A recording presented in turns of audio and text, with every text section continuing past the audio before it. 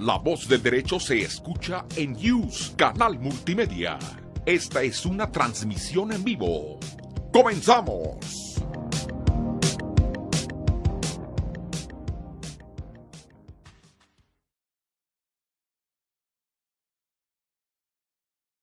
Buenas tardes, bienvenidos a una nueva edición de su programa Societatis del Seminario de Sociología General y Jurídica de la Facultad de Derecho de la Universidad Nacional Autónoma de México. Nuestro reconocimiento y gratitud al doctor Raúl Contreras Bustamante, al secretario general, el maestro Ricardo Rojas Arévalo, a la maestra Marta Malanche Gómez, jefa de la División de Educación a Distancia, y del seminario a Cristina Ávila, Guadalupe Velasco, Anet Michel, Carlos Velasquillo y sobre todo a la maestra Amparo Apolinar que nos ayudan que este programa sea una realidad. El día de hoy, como ustedes pueden ver en pantalla, tenemos unos invitados de lujo y que por supuesto agradezco infinitamente que hayan aceptado participar con nosotros el día de hoy. La doctora Alma de Los Ángeles Ríos Ruiz, a quienes ustedes conocen y no requieren mayor presentación, y el doctor Antonio Fuente del Campo, a quien agradezco también muchísimo que nos ceda tiempo de su ocupada agenda. Antes de iniciar nuestro diálogo, cedo el uso de la palabra a la maestra Amparo Apolinar para que nos dé una síntesis. En este caso va a ser una mini síntesis porque tienen unos currículums que nos podíamos pasar casi el programa, así es que yo los felicito mucho por esa actividad y compromiso que tienen con sus respectivas disciplinas. Por favor, maestra Amparo, si es tan amable. Claro que sí, doctora. Muy buenas tardes. La doctora Alma de Los Ángeles Ríos Ruiz es licenciada, maestra y doctora en Derecho con mención honorífica por la Facultad de Derecho de la UNAM. Cuenta con estudios de especialidad en Derecho Constitucional y Administrativo. También cuenta con estudios de especialización judicial por el Instituto de la Judicatura Federal del Poder Judicial de la Federación. En el ámbito académico ha sido profesora invitada en diversas instituciones, tanto a nivel nacional como internacional. Destaca en la Universidad de Nebraska-Lincoln, Universidad de Córdoba, España, la Universidad de Renmin en China y entre otras más. En el ámbito laboral se ha desempeñado tanto como funcionaria pública en el Instituto de Transparencia y Acceso a la Información Pública del municipio de Cuautitlán Izcalli, el Instituto Federal de Acceso a la Información Pública Gubernamental, entre otras instituciones. Dentro de la UNAM también ha sido prolífica su trayectoria. Se ha desempeñado como delegada de oficinas jurídicas adscritas a la Oficina del Abogado General. Y bueno, ha sido jefa de la División de Sistema de Universidad Abierta y Educación a Distancia en la Facultad de Derecho de la UNAM. Actualmente es profesora de tiempo completo, titular C definitiva en la Facultad de Derecho de la UNAM, con más de 35 años de práctica docente. Es investigadora nacional nivel 2 del Sistema Nacional de Investigadores, acreditadora del Consejo para la Acreditación de la Enseñanza del Derecho AC, corresponsable de proyecto PAPIME, modelo millennial de enseñanza para nuevos y mejores abogados, que recientemente pues hemos tenido la fortuna de participar en el congreso que organizó. Y bueno, a lo largo de su trayectoria ha publicado diversos escritos y artículos. Es coautora del libro El Derecho Humano a la Salud frente a la responsabilidad médico-legal, una visión comparada, publicada por la Comisión Nacional de Derechos Humanos, autora del libro Libre Comercio a la Luz de los Derechos Humanos, publicada por Editorial Porrúa. Y bueno, actualmente imparte las cátedras de Sistemas Jurídicos Contemporáneos y Régimen Jurídico de Comercio Exterior. Bienvenida, doctora. Y por otra parte, el doctor Antonio Fuente del Campo ha tenido su formación básicamente en diversas actividades hospitalarias. Es miembro de 42 sociedades de la especialidad, tanto mexicanas como extranjeras. Destacan la American Society for Aesthetic Plastic Surgery, la American Society for Maxillofacial Surgeons, entre otros. También imparte cátedras en la Facultad de Derecho, en los ámbitos de sistemas jurídicos, régimen jurídico de comercio exterior. Tiene diversos reconocimientos fue propuesto por la Dirección y la División de Enseñanza e Investigación del Hospital General, doctor Manuel G. González, para el reconocimiento Eduardo Liceaga. Tiene reconocimiento tanto en la producción científica como en la coordinación de los Institutos Nacionales de Salud. Tiene varios reconocimientos de la American Society for Aesthetic Plastic Surgery. En fin, también reconocimiento de la Sociedad de Residentes y Expresidentes del Hospital General de México por trayectoria profesional. Ha sido maestro homenajeado durante diversos congresos, ¿verdad? Que el doctor ha tenido a bien participar. Bienvenido, doctor.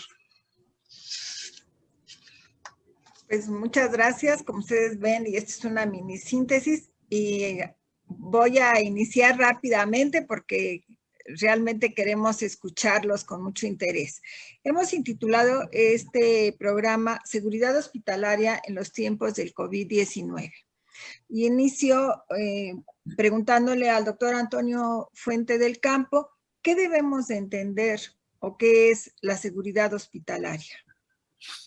La seguridad hospitalaria se refiere al entorno dentro de un centro de salud, hospital, clínica, lo que sea, donde debemos de cuidar las condiciones de trabajo, la sanidad, la salud, y para eso se han establecido diferentes recursos para generar esta seguridad hospitalaria.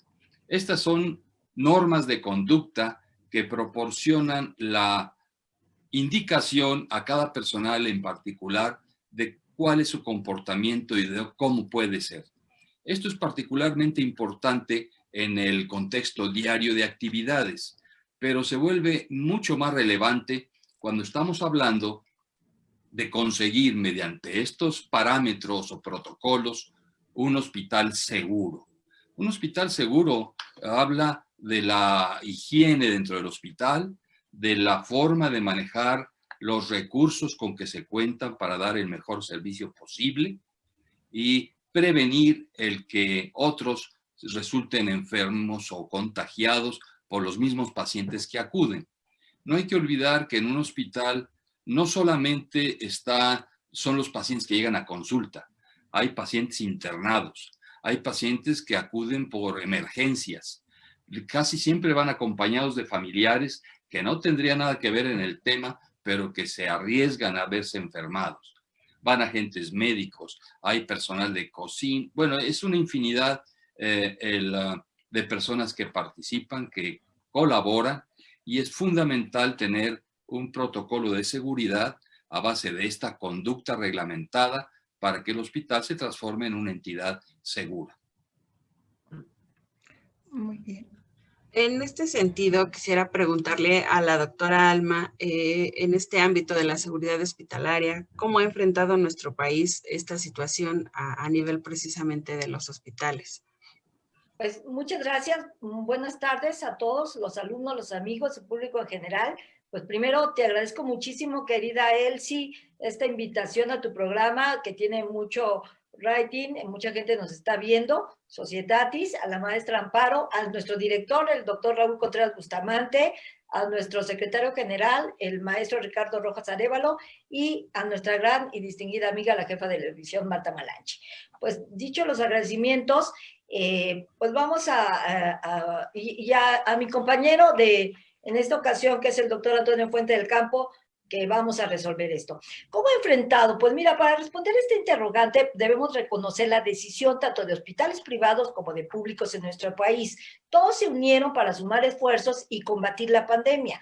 Pues recordemos que frente al complejo panorama del COVID-19, el gobierno de México alcanzó un acuerdo con el sector médico privado denominado Todos contra el COVID-19, el cual representa una alianza inédita para fortalecer la pandemia de atención y sobre todo de las instituciones médicas que buscan el bienestar de la ciudadanía, ¿no? Pues entonces la Asociación Nacional de Hospitales Privados y el Consorcio Mexicano de Hospitales pusieron a disposición del gobierno federal la mitad de las camas de los 146 hospitales que son parte de estas agrupaciones, ¿no? Abren sus puertas a una mayor cantidad de personas, toman en consideración que el virus pues se expande rápidamente, se contagia, se propaga, es como comorbilidad, algo así lo denomina, ¿no? Entonces, independientemente de esta alianza y de sus buenas intenciones, la realidad que se ha demostrado en las noticias, como certeramente lo dijo la maestra Elsie Núñez, y sobre todo referencias de personas que conocemos, que lamentablemente también han muerto, ¿no? Esta suma de esfuerzos entre los sectores empresariales, públicos y privados, pues no ha sido suficiente, ¿no? Lamentablemente, para atender esta emergencia sanitaria. Y sobre todo que es muy imperante la necesidad de instalar, incluso se han hecho hospitales provisionales, ¿no? Aquí en el centro Banamex, cerca de la casa de ustedes, enfrente del campo militar, hay un hospital instalado. Entonces, ¿a qué se refiere todo esto? Pues que es imposible o muy difícil cumplir con los estándares de hospital seguro, como lo dijo certeramente el doctor Puente del Campo, ¿no? Hay equipo tecnológico de tratamiento, pero las camas, los insumos, los medicamentos, los respiradores, los ventiladores, todo el personal altamente capacitado para cubrir la demanda de salud, pues es insuficiente, ¿no? Tampoco hay una adecuada logística para salvaguardar la seguridad y la vida de todos nosotros. Podemos decir que si bien se garantiza el derecho humano a la salud constitucionalmente, también lo es que hay un verdadero riesgo en el personal médico, llámese enfermeras, llámese doctores, e incluso, como lo dijo el doctor Fuente del Campo, la propia familia de la persona que está contagiada. ¿Cómo vas a aislar? Y lo he escuchado a personas que viven dentro de un departamento, que están continuos, que tienen comunicación directa y no pueden cumplir, lamentablemente, con estas medidas de aislamiento, ¿no? Entonces, eso sería, por mi parte, la respuesta. Yo regreso con el doctor de Fuente del Campo y reflexionando lo que nos decías hace un momento de la actitud y de los servicios que debe tener un hospital, que yo siento que esta seguridad hospitalaria la están cumpliendo los hospitales, porque yo tengo la sensación de que el esfuerzo que están haciendo es, pues, lo calificaría yo sobrehumano, y las personas que estamos alrededor o los que están alrededor no respetan. Hemos visto eventos de personas que están en los hospitales que no tienen una actitud correcta, ¿no? Entonces, el hospital lo tiene muy claro, pero ¿qué pasa con el público que va? Y además, yo quiero llevar a la pregunta, esas agresiones a los servicios sanitarios, a los médicos, a las enfermeras, que realmente están dejando su vida ahí, porque nuestro país desafortunadamente tiene un lugar muy importante en esto, ¿no? Entonces, ¿cómo conciliamos esta seguridad hospitalaria? Seguridad hospitalaria implica el ámbito interno del hospital. Tenemos, o sería ideal, aprovechar esta situación para educar a los que asisten al hospital en cuanto a las necesidades de cuidados personales. Mucho se ha hablado del tema, pero en realidad no es tan complicado. Bastaría con que todos mantengamos la distancia adecuada con los demás y respetemos a los demás usando un cubrebocas. El cubrebocas lo protege a uno de verse contaminado, infectado, pero sobre todo protege a los otros de que uno los enferme. Este es un asunto de respeto personal, pero sobre todo de respeto a los demás. Aquí hay un conflicto en que se confunden situaciones e intereses. Habrá gente que piensa que el coronavirus no existe, que es la invención de alguien para ejercer una presión política, que es algo que no les va a dar porque ya se colgaron un escapulario, que solamente les pega a los deshonestos, y bueno, yo diría entonces nos vamos a morir todos, ¿no? Aquí el punto de fondo es establecer una cultura de responsabilidad en donde todos cuidemos de los demás. Si no importa nuestra propia salud, sí cuidar la de los demás. Hay ambientes socioeconómicos donde el aislamiento es complicado, pero por ejemplo, el cursar en el metro, el andar en la calle, hace muy fácil el estar en contacto con alguien más cerca de la distancia reglamentaria y eso nos obliga a tener precauciones extras. Tenemos que aprender a lavarnos las manos constantemente todo el día. Hay quien menciona que lavarse la cara es igualmente importante porque el virus puede estar en la región perioral. El virus tiene acceso por las vías respiratorias. Entonces, el tener las vías respiratorias limpias es un factor importante. Mucho se ha hablado de diferentes elementos, pero la indicación de antisépticos intraorales e intranasales mediante hisopos, el hacer gárgaras con ellos periódicamente durante el día, es una buena medida. Tengo un querido compadre en San Miguel de Allende que está promoviendo toda esta cultura de cuidados a base de usar irrigaciones nasales con agua con sal, con antisépticos, para prevenir esta situación. Creo que es una medida que no está de más para cualquiera de nosotros. Pero lo más importante, que la gente entienda que está en ellos el lograr que esto se controle. En este sentido, querida doctora Alma, ante este panorama, obviamente, en el que no todos están conscientes de la responsabilidad que implica el cuidado de la salud, ¿cuál sería el impacto a nivel social y económico en no contar con una seguridad hospitalaria óptima?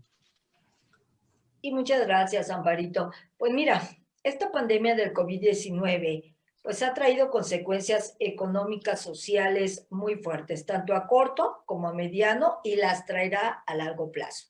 El derecho humano a la salud definitivamente se ha visto afectado en cuanto a la calidad, a la oportunidad y a la accesibilidad que se tiene del mismo, ¿no?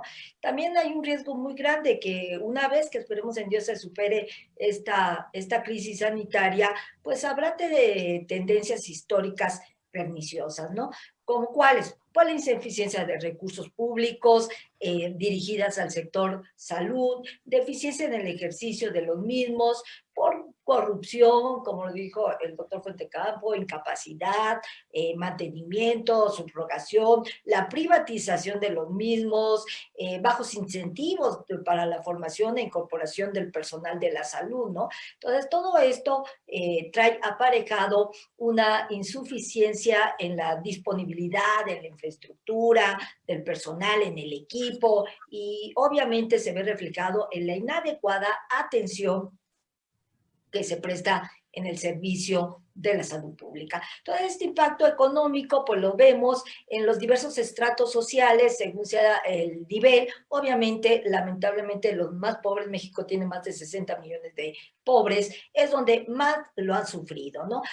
Han perdido sus fuentes de trabajo, han tenido que disponer de sus ahorros, la mayoría trabaja en el sector informal y se han visto impedidos para realizar su actividad. Entonces, tal parece que la enfermedad, pues, ha empobrecido más. Tenemos 15 años de retroceso, según la CEPAL, en los niveles de pobreza. El último informe que ha dado México en Latinoamérica está abajo de Argentina, de Brasil, en el número de pobres afectados por esta pandemia, ¿no? Y sin duda alguna, pues la Universidad Johns Hopkins dice que esta enfermedad ha consolidado la cuarta causa de muerte en México. Antes está pues el corazón, la diabetes, los tumores malignos, pero el doctor Fuentecampo sabe mucho más que yo de estos aspectos. Solo quiero citar un dato del INEGI. El INEGI dice que la Ciudad de México, el Estado de México, Veracruz, Puebla, Nuevo León, Sinaloa, Guanajuato, ¿sí? E incluso mi entidad natal, Sonora, ¿sí? Ellos son las entidades que más han registrado contagios y defunciones, ¿no? Estamos hablando de un 63% de la mitad del país. La Ciudad de México sola ha tenido un 16.6% de las defunciones a nivel nacional, ¿no? Entonces, pues para darnos una idea de estas afectaciones económicas, ahí están los números. Tampoco ha llegado la inversión extranjera, que se desplomó un 49% interanual, ¿sí? En la primera mitad del 2020. Y según la Conferencia de las Naciones Unidas sobre el Comercio, pues las economías han tenido desarrolladas un 75% interanual de caída precipitosa. Estamos hablando de más de 98 mil millones de dólares, tanto en Europa como en Norteamérica, ¿no? Las cifras son de verdad espeluznantes, se habla de un 56%, cayó, por ejemplo, la inversión en China, también un 16%, en África un menos 28%, imagínense, y Latinoamérica arroja un porcentaje de menos 25%. Esos son los datos estadísticos de lo lamentable que ha traído esta pandemia. Claro que es muy alarmante y sí se pregunta uno, se cuestiona, ¿no? ¿Cómo es que no toman conciencia? Quiero aprovechar para mandarles un muy cariñoso saludo y sobre todo que nos favorecen con su atención, tanto a la doctora Norca López Amarripa y al doctor Ruperto Patiño. Les agradecemos mucho que nos estén siguiendo en este momento. Y volvemos con el doctor Fuente del Campo. Hemos visto ya desde la perspectiva del hospital. Quiero ahora preguntarte, ¿qué afectaciones tiene o ha tenido o está teniendo el personal de salud? Porque siento que los hacen responsables de algo que no es, al contrario, ¿no? Son los que están, diríamos, en primera línea. ¿Qué afectaciones tiene el personal? Y en tu experiencia personal, ¿qué es lo que está pasando? Sí, tocas un punto importante, es un punto álgido porque el personal de salud cumple con sus horarios de sobra. Hay muchos que por diferentes razones prácticamente viven en el hospital porque no quieren regresar a su casa con la posibilidad de llevar una infección. Hacen todo un esfuerzo de trabajar en condiciones no siempre óptimas, porque la verdad es que los hospitales no cuentan con todos los recursos económicos que ameritaría el caso. Según la Organización Panamericana de la Salud, un hospital seguro es aquel que conserva su capacidad instalada y sus recursos y sus posibilidades de atención, aún en condiciones de una catástrofe natural o de una pandemia. Eso no ocurre con nosotros. La verdad es que nos vemos en la necesidad de comprar nuestros propios elementos de protección, de hacer colaboración de diferentes tipos para apoyar al personal que tiene que enfrentar a los pacientes. En fin, esto no es algo extraño. En México viene ocurriendo esto desde hace muchos años, en que los médicos tenemos que aportar parte de nuestros recursos para que trabaje el hospital adecuadamente.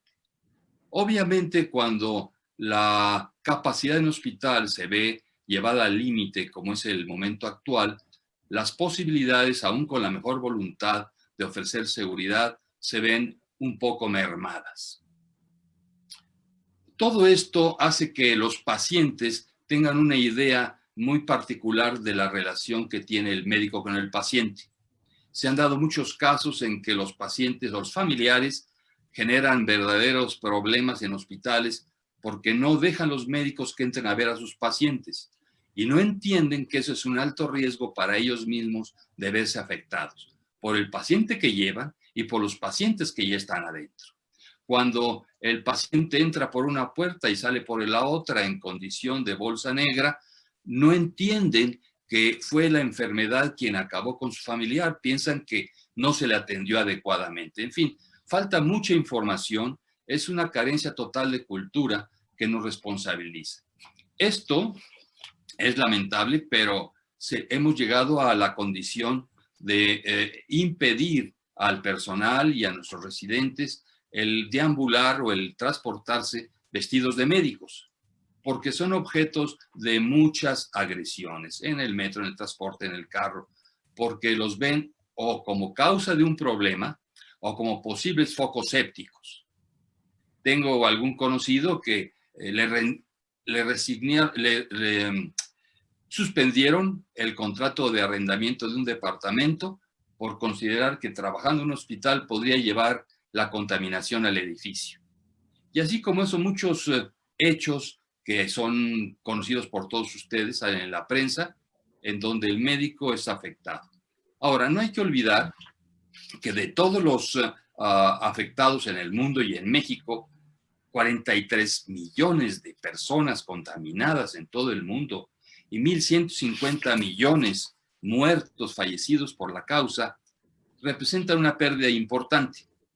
Solo de personal médico y paramédico se calcula que van más de 1,200 fallecidos a causa de esta situación. Y esto no es solamente el pensar en la pérdida de una persona y una vida que es extremadamente dolorosa, es la pérdida de un capital humano.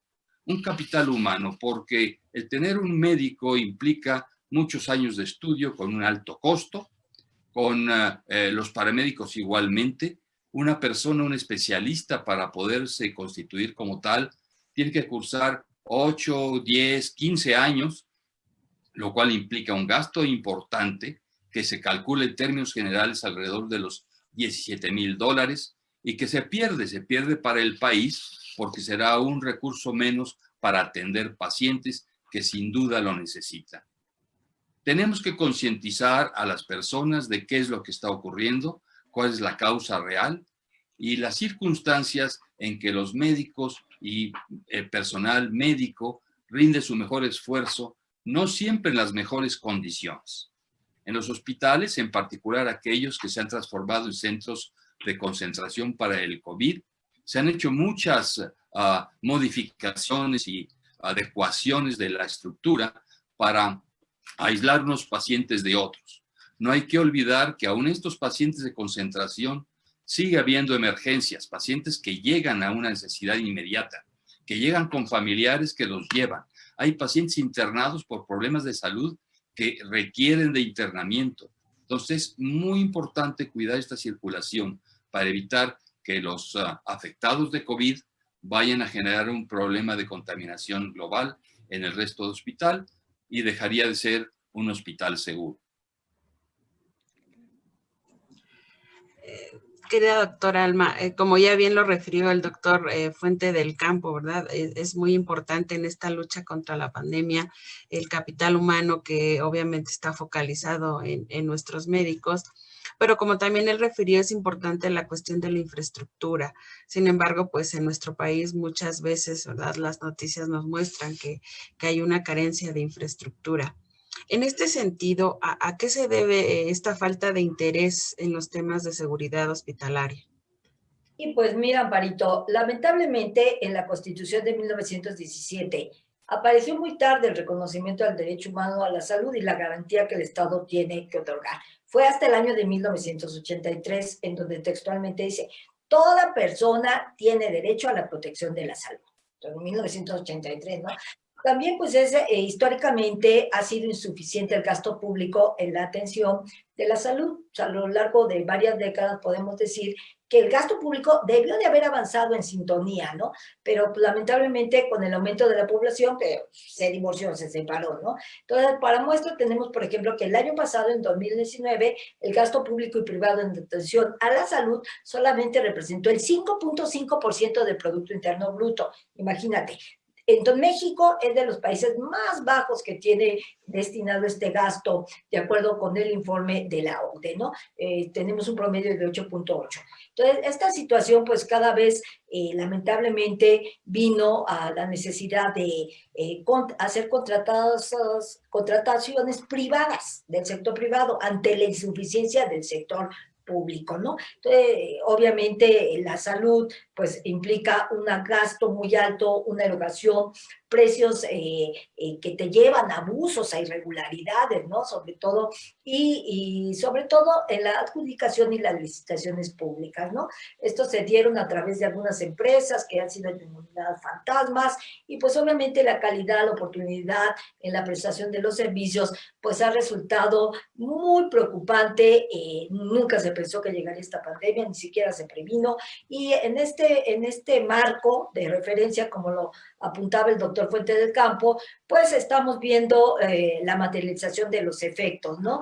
Un gran desgaste en este sentido, el personal médico, enfermeras, el personal sanitario, pues está arriesgando su vida, la de su familia, ¿sí? Y por citar un dato, ya casi voy a terminar, los médicos en 2019 eran 2.4 médicos, ¿sí? Y 2.9 enfermeras por cada 1,000 personas que de los habitantes que estamos aquí en México, ¿no? El promedio que obliga la OCDE mínimo es de 3.5 a 8.8.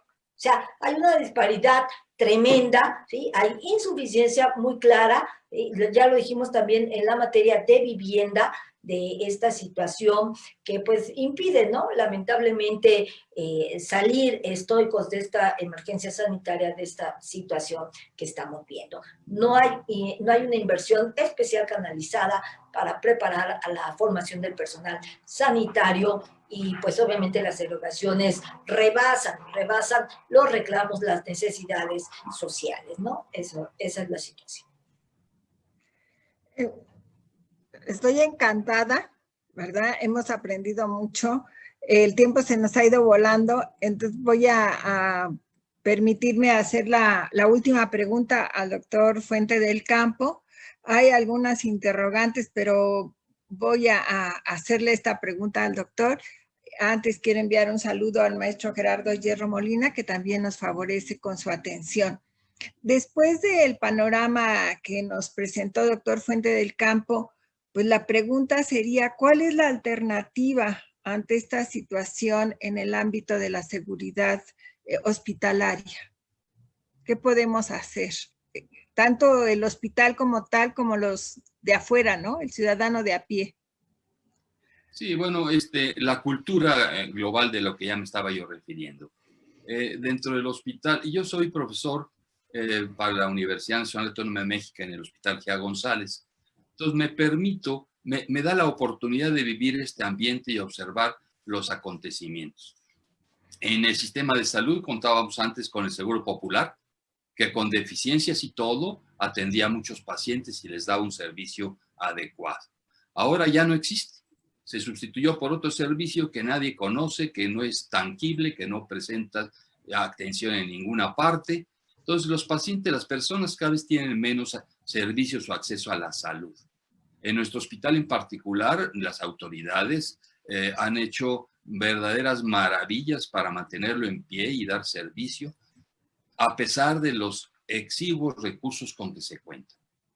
Todo esto, independientemente de que la gente aprenda o quiera hacer caso de las normas establecidas para la prevención, tenemos que tomar medidas de otra naturaleza. Y una es, por ejemplo, hacer uso de los mecanismos actuales como es el Internet y las transmisiones a distancia para vigilar un hospital, por ejemplo. De un sistema de cámaras que permita que el hospital realmente está cumpliendo con las normas de seguridad. No dar pábulo que alguna persona del mismo personal deje de usar cubrebocas o incumpla con las normas o no se lave las manos adecuadamente o con la frecuencia debida. Vigilar que los baños todos estén funcionando y con el jabón y la toalla y lo que haga falta para que no haya ese inconveniente para conservar la salud. Nosotros, por nuestra parte, con el ambiente de enseñanza que tenemos con nuestros residentes, se han implementado clases a distancia mediante Zoom o Google Meeting o cualquiera de estas, y tenemos cotidianamente sesiones de relación bibliográfica, de discusión de casos, de revisión de emergencias, de presentación temática, y mantenemos la enseñanza a distancia. Desafortunadamente, no se puede dar consulta a distancia, y mucho menos intervenir, aún con la cirugía robótica que tanto pregonan. Este es un factor muy importante, y es uno de los elementos claves en la educación de los residentes. Un residente que no ve pacientes, o ve muy pocos pacientes, o que no tiene la oportunidad de operar tanto como debiera para tener su formación, está en un programa muy cojo que limita mucho sus perspectivas. Pero mientras podamos hacer uso de estos recursos a distancia, con las videocámaras, videoconferencias, etcétera, etcétera, creo que es una buena forma de vigilar la seguridad interior del hospital, limitar el acceso de personas que no tendrían ya por otras razones que estar llegando y mejorar el ambiente general. Pues no me queda más que mi gratitud eterna, tanto a mi querida Alma como al doctor Antonio por haber aceptado estar con nosotros. Creo que todos nos hemos quedado con deseos de que esto continuara. Quizás debíamos de tener luego otra reunión Agradecemos mucho a quienes nos han favorecido con su atención y las preguntas que han dado, casi de las preguntas que podemos hacer otro programa. Espero que sus agendas lo permitan y vamos a tomar estas preguntas que el día de hoy nos han hecho para poderlas resolver.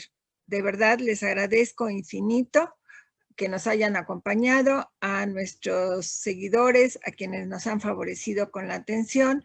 Pues mil gracias por estar nuevamente con nosotros y los esperamos el próximo martes en otra emisión de Societatis.